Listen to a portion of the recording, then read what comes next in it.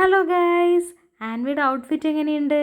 പട്ടുപാവാടയും മുല്ലപ്പവും ദേ അവളുടെ അനിയനെ അവൾക്ക് മാച്ചിങ് ഔട്ട്ഫിറ്റിലായിരുന്നു.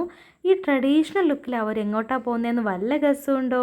കൂടുതൽ ചിന്തിക്കേണ്ട, ഈ പ്ലേസ് അറിയാത്തവർ വളരെ കുറവായിരിക്കും. അവിടെ എത്തിയ ഉടനെ അവളിതാ പട്ടുപാവാട പിടിച്ച് അവിടെ ഓടി കളിക്കുന്നുണ്ട്. അന്നേരം അവൾ കുളം കണ്ടു. പിന്നെ അവൾക്ക് കുളത്തിൽ ഇറങ്ങിയേ പറ്റുള്ളൂ എന്നായി. എന്നാൽ പിന്നെ ആഗ്രഹം സാധിച്ചു കൊടുക്കാമെന്ന് വിചാരിച്ചു. ഇതാ അവൾ കുളത്തിൽ ഇറങ്ങി കാല് കഴുകുന്നുണ്ട്.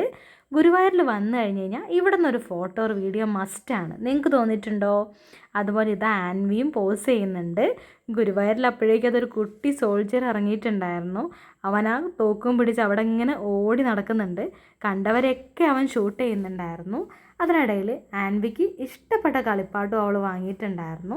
നമ്മൾ പിന്നെ തൊഴുതിറങ്ങിയിട്ട് നേരെ ആനപ്പന്തിയിലേക്കാണ് പോയത്. അവിടെ ഒരുപാട് ആനകളുണ്ടായിരുന്നു. അതിനിടയിൽ അവൾക്ക് ആനയുടെ ഫ്രണ്ടിൽ നിന്നിട്ടൊരു ഫോട്ടോ എടുക്കണം എന്ന് പറഞ്ഞു. അപ്പോൾ നമ്മളത് എടുത്തു കൊടുത്തു. അന്നേരം നമുക്ക് ഒരു ആനയെ അടുത്തുനിന്ന് കാണാൻ പറ്റി, വളരെ തൊട്ടടുത്തുനിന്ന്. അടുത്ത വിശേഷങ്ങളുമായി വീണ്ടും കാണാം. Tata, bye bye.